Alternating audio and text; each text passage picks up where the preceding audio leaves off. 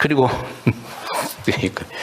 여기 경제 형벌 어쩌고 저쩌고 있어서 그런데 전에 초코파이 1,000원짜리 이런 건 왜 기소한 거예요? 이번 계기가 저희들한테도 이게 어떤 경미한 범죄에 대해서 어떻게 하는지를 좀 돌아보는 계기가 됐던 것 같습니다. 지금 말씀하신 부분에 대해서 왜라고 했을 때 답변을 할 수 있는 부분은 굳이 따지자면 그 사건에서 이제 피해자에 해당되는 회사가 있지 않습니까?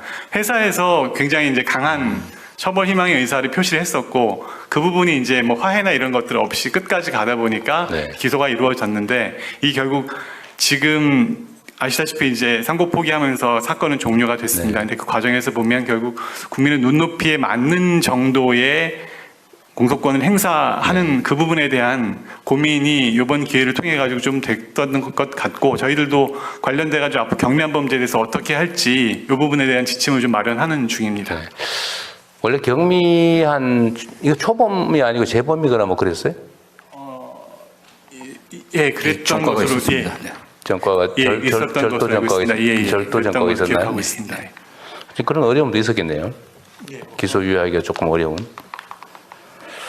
어쨌든 법률 제도상으로도 이런 경미한 범죄에 대해서는 다른 나라들은 이런 경우에 어떻게 해야 된다는 규정이 있는 경우도 꽤 있다고 하더라고요. 근데 지금은 죄가 되면 액수가 적어 20원 피해를 입었더라도 10원짜리 피해라도 이론적으로는 어쨌든 처분을 해야 되는 상황이 발생하잖아요. 기소유예를 하든지 기소하든지. 예, 그렇습니다. 예. 죄가 되면. 근데 10원짜리 길에 떨어진 5핀 주스 갖다 그 점유이탈물 횡령이잖아요. 그죠? 신고 안 하고. 예를 들면 그런 경우도 굳이 기소해야 되나 그런 거를. 아예 제도적으로 경미한 처벌 가치가 없는 거는 안 하는 그런 제도를 만들어야 되지 않을까요? 예, 다른 나라는 그런 게 있다고 하던데. 저희들은 검토해 보겠습니다. 네. 그게 너무 일선 검사들 입장에서는 이거 죄가 되는데 기소유예 하려니까 전에 뭘 한 기록도 있고 하면 혹시 문책 당할까 싶어서 그냥 기소해버리고 이럴 수도 있죠. 근데 예. 그 길을 하나 만들어 주기는 해야 되지 않을까 싶습니다. 예, 그렇습니다. 국민들이 보기엔 이런 걸 기소하게 되면 이게 그냥 공소권의 남용 또는 오용으로 그렇죠. 반대쪽으로. 입니다. 예, 예. 하여튼 그것도 고민은 좀 해야 될 것 같습니다. 예. 그 다음에 17페이지에 이런 거 있네요. 피해자 열람 등사권을 확대하자. 그 검찰은 기소를 할 때 수사 기록, 증거 기록을 다 파일로 만들잖아요. 그 변호사들한테 파일로 그냥 주면 안 됩니까? 꼭 한 장에 50원씩 받고 수백만 원씩 들여서 꼭 복사시켜야 되나? 일단 뭐 열람 등사 관련된 부분에서는 지금 대통령 말씀하신 부분이 마침 12월 15일부터 해가지고 형사기록 전자화가 전면 시행이 되었습니다. 그래서 향후에는 이제 기록에 관한 그 관점 자체가 지금 말씀하신 것처럼 PDF 파일 형태로 전환이 됐기 때문에 네. 그 부분에는 이제 제도적으로는 좀 해소되는 국면에 있다고 볼 수 있을 것 같고요. 어쨌거나 그동안에는 종이 기록의 원본성이 있었기 때문에 그 부분은 뭐 불가피하게 이제는 해결된 거예요? 근데 다만 이제 그 기존 사건 새로 이제 그 시점부터 입건되는 사건부터 적용되니까 과거의 것들이 아직 남아는 있을 텐데요. 어쨌든 그런 측면에서는 좀 전환이 있을 수 있을 것 같습니다. 하여튼 국가적 낭비이기도 하고 불필요하게 고통을 가하는 것 같아서 이미 다 가지고 있는 거 그냥 파일 복사해 주면 되지 그거를 한 장씩 가서 일당 주면서 그런 걸 복사하라고 시키는 게 너무 가혹한 것 같아서요. 한번 검토를 한번 해보십시오. 예, 지금도 일선에서는 다 그러고 있던데. 예. 네. 익명화가 만약에 문제가 되면 그에 대해서는 뭐 변호인들이 책임을 지면 되는 거죠. 예, 익명화는 다행히 또 전산적으로 그 시스템들을 좀 갖추고 있습니다. 예. 19페이지에 상소제도 개선 추진 이런 것도 있네요. 예, 지금 TF 구성해서 좀 이제 논의하고 있습니다. 네. 어쨌든 검사들 입장에서는 그냥 원래 하던 일이니까 상소하고 항고, 재항고 뭐 또는 상고하고 그래도 하는 게 그냥 깔끔하긴 한데 당하는 쪽에서는 엄청나게 괴로운 일이다. 그리고 아까도 제가 잠깐 말씀드렸지만 국가 본질적인 폭력이죠. 국가 형벌권을 행사하는 공권력을 행사하는 데는 절차적 정당성도 있어야 되고 실체적 정당성도 반드시 확보돼야 된다. 일본에 비하면 너무 항소, 상소율이 너무 높다. 지적이더라고요. 그런 것도 고려를 좀 해서 내부적으로 논쟁들도 많긴 하지만 합당하게 잘 판단했으면 좋겠습니다. 예, 그렇게 하고 있습니다. 네.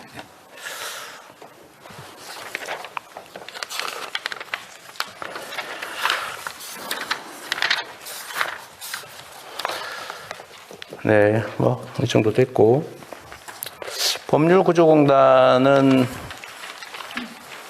지금 정원이 905명인데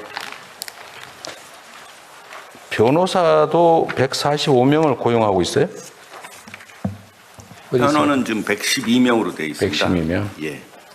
변호사들이 직접 소송 수행을 하거나 변론을 합니까? 예, 다 하고 있습니다. 형사, 민사, 구조 활동 형사는 피해자, 국선은 좀 많지 그건 안 하고 않습니다. 예, 예, 민사 예. 법률 구조 활동을 하는 건가요? 그 각 지역의 법률 구조공단에 이제 상담을 오거나 수요가 꽤 있는데 이걸 상당 정도는 커버하지 못한다는 얘기도 있던데요. 실제 어떻습니까? 네, 죄송스럽습니다. 저희가 상담 몇 년간 인원이 부족을 해서 저희가 상담이 지금 100만 건 정도 하고 있는데 다 못하고 있습니다. 인입률이라고 전화 다 받는 게 한 50% 정도 수준이라서 상담을 어떻게든 더 하려고 지금 직원들 좀 조정도 좀 하고 그렇습니다. 상담도 상담인데 실제로 예를 들면 경제적 여력이 없어서 변호사 선임이 어려운 경우에 법률 구조공단이 대신해 주는 경우도 있잖아요. 네. 근데 그걸 해줄 수 있는 변호사 인력이 지금 112명밖에 없다 그 말인가요? 112명 하고요. 공익법무관이 32명이 있습니다. 좀 합쳐도- 인력적으로는 좀 많이 부족한 상태입니다. 법률 구조공단은 직접 예를 들어 소송 대리하는 거 말고 그 위임도 합니까? 위임하고 지원하는 것도 해요. 구조 사업으로 상담하는 거 하고 네. 소송 그다음에 우리 직접 대행해 주는 거 하고 네. 그게 다 합니까? 그다음에 법률 교육하는 거 하고요. 교육하는 거 하고 예. 무슨 지원 활동 지원은 안 하고 지원이라 하면 구조 지원 소송 구조 지원 구조 지원은 상담을 하면서 지금 제가 지금 말씀하시는 상담해 주는 거 예. 여기 있는 인력으로 예. 위임 받아서 대행해 주는 거 네. 말고 교육하는 거 이거 말고 추가로 예를 들면 변호사 선임비를 지원해 준다든지 이런 거 하느냐고 말이에요. 비용적 지원은 안 해주고요. 채무자 대리는 저희들이 해주고는 있습니다. 그 정도. 예. 예산 규모는 얼마예요? 지금 현재 1,200억 정도. 1,200억이네. 예. 네, 알겠습니다. 정부 법무공단은 어디 계세요? 네, 여기 있습니다. 아, 네. 여기는 국가 소송 대리하는 곳인가요? 네, 맞습니다. 소송 대리도 하고 법률 자문 또 헌법 네. 소송도 하고 있습니다. 상당수는 직접 못하고 민간 변호사한테 의뢰하죠? 네, 저희가 전체 국가 소송의 한 4% 정도를 4% 맡고 정도요? 있습니다. 민간에 의뢰할지 여기서 직접 할지는 어떤 기준이 있나요? 그러니까 그 국가 그거는 각 부처에서 알아서 네, 판단하는 거예요? 알아서 하는. 저희는 완전히 민간 로펌이랑 완전 경쟁입니다. 그래요? 네. 그 정부 예산을 직접 지원받지는 않습니다. 그래요? 그럼 정부에서도 수임료를 지급하고 맡긴다는 건가요? 그러니까 간접적으로 이제 수임료하고 착수금과 성공보수로. 그래요? 네. 보조금이 한 4% 정도 있습니다.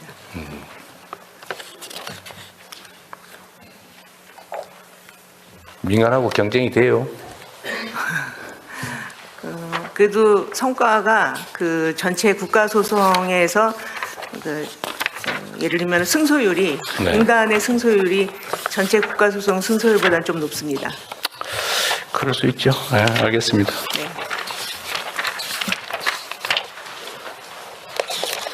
네. 하여튼 대검찰청은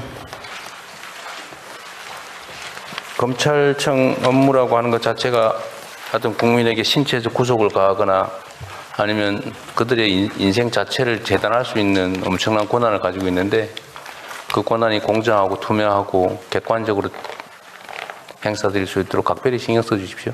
예, 그렇게 하겠습니다. 네. 자, 성평등 가족부 할까요? 네, 이어서 성평등가족부 장관이 주요 업무를 보고드리겠습니다.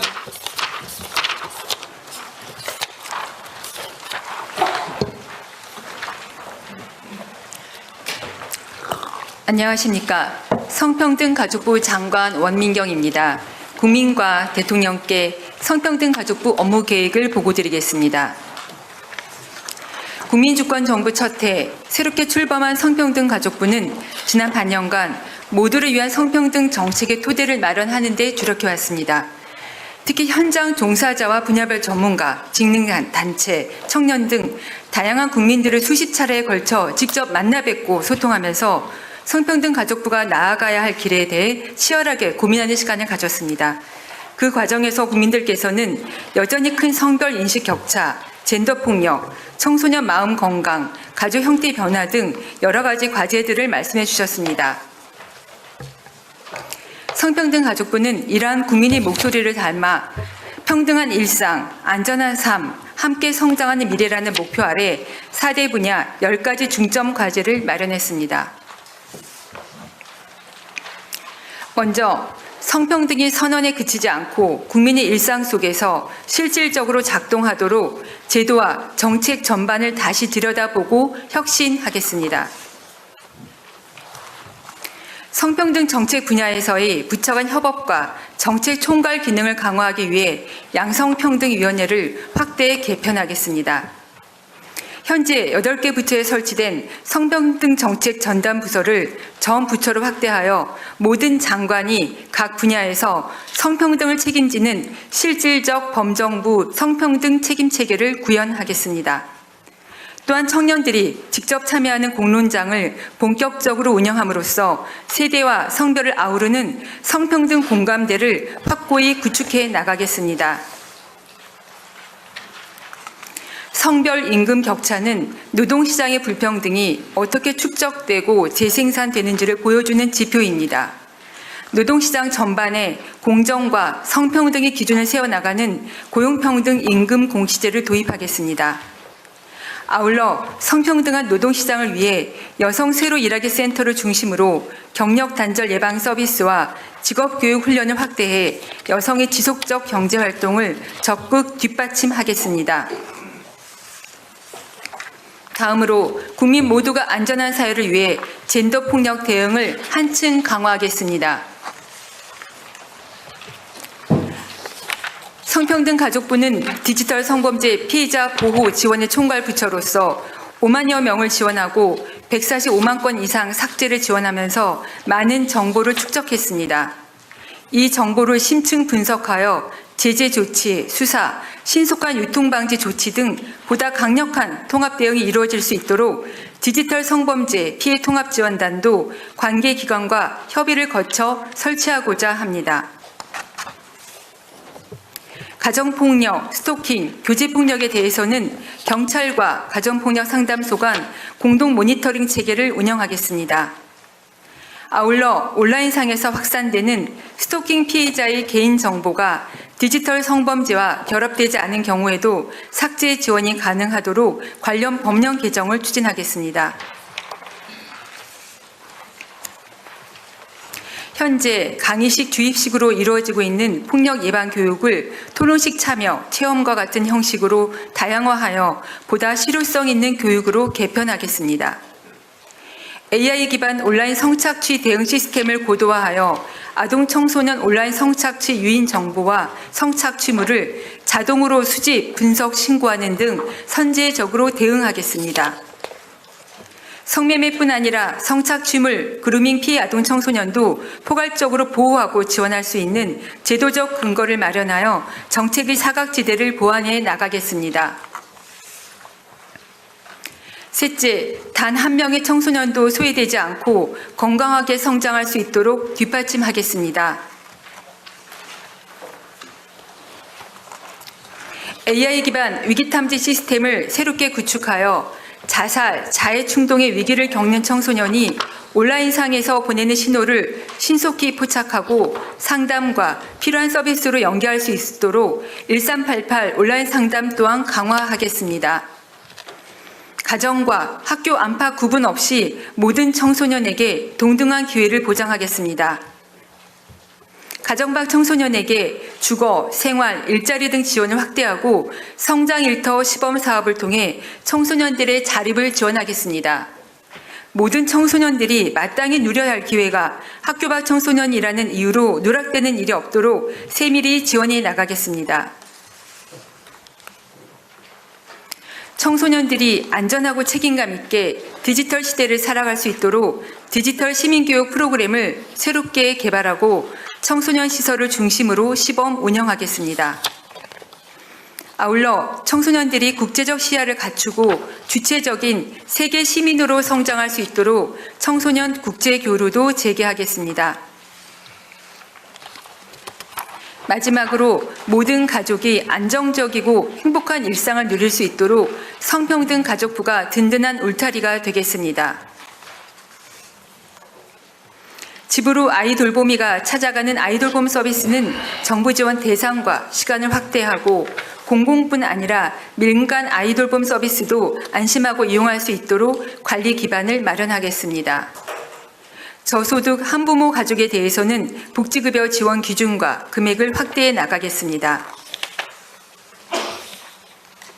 다문화 가족 지원 서비스의 범위를 이주 배경 가족까지 넓혀 안정적인 정착을 지원하겠습니다.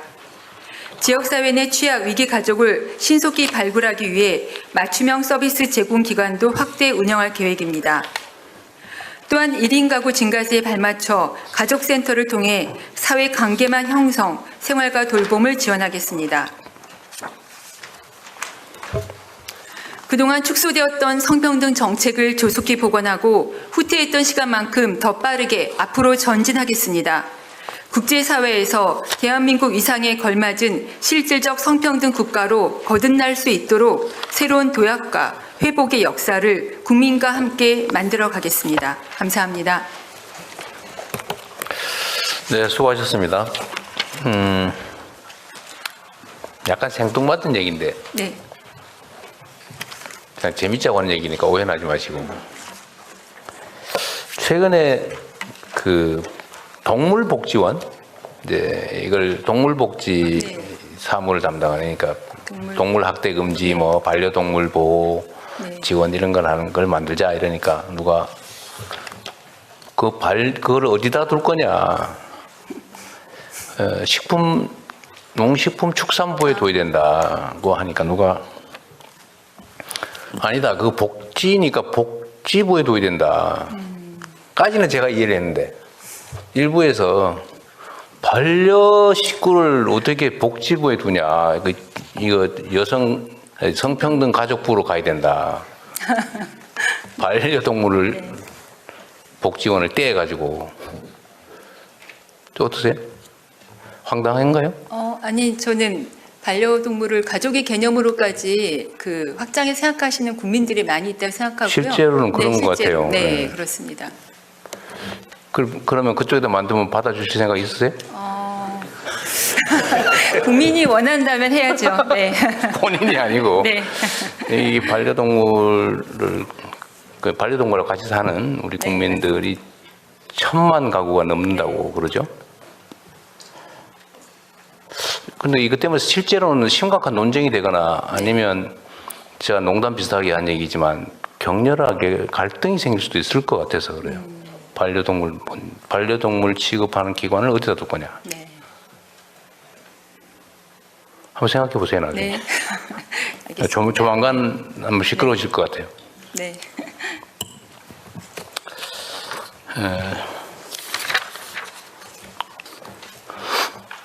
아까 옆에 잠깐 들으셨을 텐데 이 성평등 가족부 입장에서는 촉법소년의 연령이나 논란에 대해서 어떤 의견을 가지고 있어요? 네, 저희가 청소년 네. 보호와 성장이 저희 또 부처의 중요한 영역 중에 하나입니다. 저희는 우리 부처에서는 청소년에 대하여 아직까지는 보호와 성장의 개념으로 보고 촉법소년 연령 하향에 대해서는 조금 더 숙고가 필요하다라는 입장입니다. 그 사이에 법무부는 생각 좀 해보셨어요?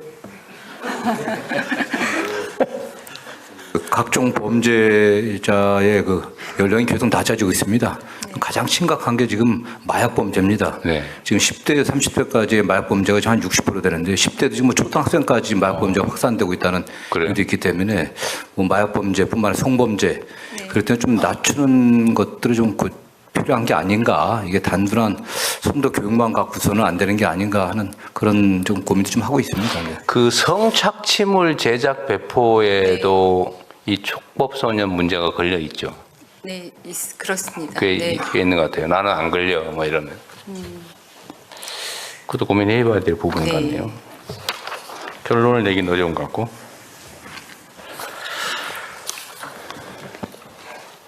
교제 폭력에 대한 대응 강화 내용으로는 뭐 아까 말씀하셨던가요? 네.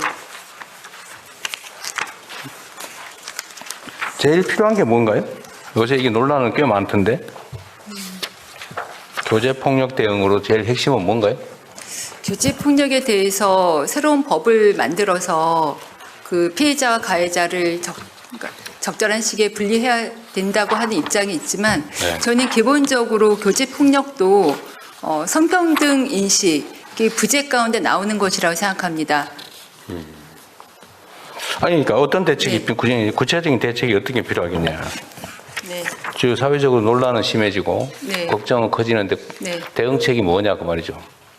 구체적으로 뭐 어떻게 하면 되는데? 그냥 열심히 하면 돼요? 아닙니다. 저희는 교제 폭력 관련법을 기본 근본적인 방향에서부터 법의 제정이 필요하고 교제 폭력에 대하여 과거에는 피해자가 반의사 불벌 피해자가 처벌을 원하지 않는다는 입장을 표현하면 바로 경찰이 더 이상 수사를 하지 않는 방향으로 진행해 왔는데 피해자 의사와 무관하게 경찰이 피해 상황을 적극적으로 검토해서 고위험군 피해자의 경우에는 피해자의 의사에도 불구하고 의사와 관계없이 지속적으로 보호해 나가는 방향. 그러니까 반의사불벌죄나 친고죄로 하지 말아야 된다. 맞습니다. 법률 개정이 필요하다 그 말인가요? 네. 대통령님 한 가지 덧붙여서 말씀하세요. 법무부 차관입니다. 지금 이 부분에서 중요한 부분은 피해자 보호에 관해서 잠정 조치 등을 적용할 수 없다는 부분이 가장 이슈인 것 같습니다. 아, 그래요? 지금 가정폭력 사범이나 스토킹 피해자 등에 대해서는 잠정 조치 등이 도입이 되어서 접근 금지라든지 전자자치 부착까지 가능합니다만 교제 관계에 있다는 이유로 교제 폭력의 피해자 같은 경우에는 피해자들을 보호를 받을 수 있는 법적인 장치가 부족한 상태입니다. 그래서 이 부분에 대한 법 개정을 어떻게 할 것이냐가 국회에서 논의가 되고 있는데요. 스토킹 처벌법을 개정해서 할 것인지 아니면 가정폭력법을 개정할 것인지 아니면 새로 교제 폭력에 관한 특별법을 만들 것인지 이것에 대해서 국회에서 논의 중에 있습니다. 피해자 보호 명령제 도입 같은 제도를 만들어야 된다 그 말이에요.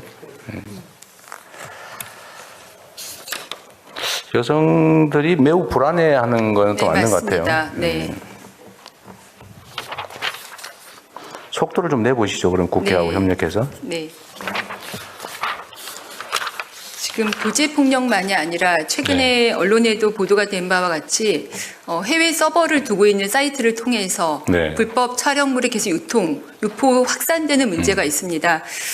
조금 전에 법무부 업무 보고를 들으면서 네. 보이스피싱 범죄 방지 본부와 같이 디지털 성범죄에 대하여도 네. 전 부처가 합동해서 방지 본부를 만들지 않으면 네. K리가 계속 세계적으로 뻗어나가고 있는 우리나라의 긍정적 이미지가 굉장히 악화될 수 있겠다는 우려가 듭니다. 네. 아, 근데 지금 그 얘기 하려고 딱 준비하고 네. 있었는데. 네. 네. 89페이지에 그런 내용이 있죠. 네. 디지털 성범죄 피해자 지원센터 기능을 강화해야 된다고 하는데 자관이 최근에 성착취 촬영물 네. 무슨 어젠가 기사에 나서 난리가 났던데요. 이게 대개는 해외 서버로 되어 있다는 건데 지금 현재 상태로는 예를 들면 이건 이제 불법이잖아요, 그죠? 네, 맞습니다. 그러면 그 사이트 차단이 안 됩니까? 그 사이트에서는 한 70% 정도가 불법 촬영물인 것이 확인이 되어야 사이트 차단까지 간다고 하는데 70%가요? 아니 네. 이론적으로 그 사이트 안에 네. 범죄적인 불법 내용이 있으면 그 사이트 전체 그 부분을 차단하는 게 안 되면 네. 전체를 차단할 수 있는 게 당연한 거 아닌가요? 네, 맞습니다. 저는 근데 뭐 70%가 안 되면 차단이 안 네. 된다는 얘기는 뭐죠? 1%가 불법 촬영물이 있더라도 저는 차단되어야 된다고 생각합니다. 아니. 네. 그 당위성 얘기 말고 네. 현재 네. 이제 얘기하는 거예요. 이게 차단이 되냐 안 되냐 그 말이에요. 네, 저희 네. 성평등부의 안전인권 정책관 네. 조영수입니다. 그 방심위에서 기본적으로 심의하는 기준에 어떤 그 사이트를 전체 폐쇄를 하기 위해서는 그 사이트 안에서 운영되는 음란물이 70% 이상이 돼야만 그 전체 사이트를 차단할 수 있다고 그게 합니다. 무슨 말도 안 돼. 그 근거는 뭐예요? 그 방심위 자체의 기준. 자체 기준이에요? 우리 방심위원장 방심위 쪽 얘기해가지고요. 일부라도 해가지고 차단 요청을 하고 안 되면 전체를 차단하는 거예요. 네, 그렇게 조치하겠습니다. 그러면은 그 방침에 따르면은 막 쓰잘데없는 거 잔뜩 올려놓고 네, 맞습니다. 그거 하면 되네. 네. 그 말이 안 되지. 네, 맞습니다. 일단은 물리적으로 차단하는 조치는 신속하게 네. 해야 될 것 같고. 네. 근데 이게 무슨 회원이 무슨 50만이 되네, 네. 60만이 되네 그러고 있던데 이렇게 크게 성장할 때까지 아무도 몰랐다는 건가요? 지금 관련 사이트 명은 말씀드리기 어려운 게 관련 사이트 명이 언급되는 순간 또 다른 그 회원 접속과 함께 불법 촬영물에 대한 그 확인이 이루어지기 때문에 저희가 사이트 명은 오늘은 말씀드리지 않겠습니다만 아니, 22년 8월에 이미 디지털 성범죄 피해자 지원센터에 이런 피해가 신고된 이후에 저희가 이때까지 경찰청에 수사 요청을 의뢰해서 한 3년 넘게 이 수사가 이루어져 온 것으로 알고 3년 동안 이게 있습니다. 방치돼 있었다 그 말이에요? 네, 그래서 제가 보이스피싱 방지 본부와 같은 특별한 본부가 필요하다는 말씀을 드리는 것입니다. 이건 말이 안 되는데. 네.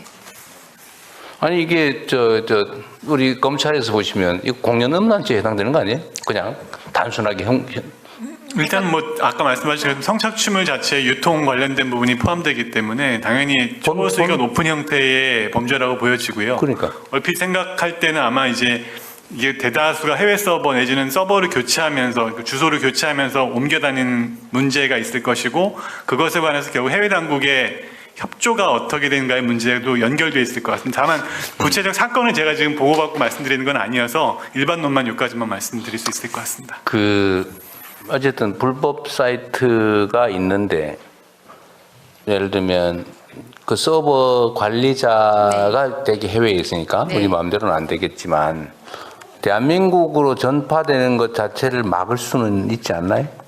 막으면 차단할 수 있죠. 이름 바꿔서 다시 시작한다는 거예요. 그러면 그 기존에 가입된 회원들은 못 찾아가는 거 아니에요? 어떻게 되는 거예요? 저희가 또 찾아갈 수는 그래서 저희가 해외 서버를 두고 있는 경우에는 국제수사 공조를 통해서 주범을 아니, 찾을 그건 수 있고. 다음에 얘기할 네. 거고. 네. 그 부분은 그 다음 단계에서 네. 얘기할 거고. 일단은 긴급 조치로 차단을 네. 해야 되는데. 맞습니다. 일단은 뭐 70%가 돼야 되니 뭐 그거는 우리가 그래도 방통위 얘기를 해서 좀 바꾸면 될 텐데. 네. 기술적으로 그걸 많이 해봤을 거 아닙니까? 네. 평등가족부 입장에서는. 네. A 사이트를 차단을 하면 네. 제가 이거를 다른 부처에 보니까 무슨 만화 저작물 이런 거를 네. 퍼올린데 그 차단하면 바로 딴 걸 만들어가 또 바로 올라온다더라고요. 맞습니다. 네. 그러면 기존에 차단을 하면 새로운 사이트를 만들어서 올라오면 그